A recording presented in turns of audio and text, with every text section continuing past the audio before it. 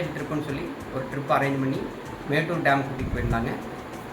அதோட கான்செப்ட் என்னென்னா, அந்த ட்ரிப்புக்கு குழந்தையோட அப்பா மட்டும் கூட வரணும் அப்படிங்கிறது.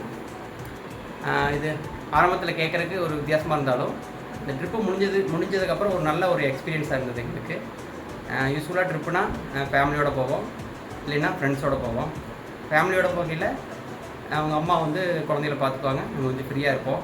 ஆனால் இந்த தடவை ஃபுல்லாக அவனை பார்த்துக்கிற ஒர்க் ஃபுல்லாக என்னோடதுங்கிறனால இது ஒரு புது அனுபவமாக இருந்தது. யூஸ்வலாக பசங்களுக்காக நாங்கள் டைம் ஸ்பெண்ட் பண்ணுறது ரொம்ப கம்மி.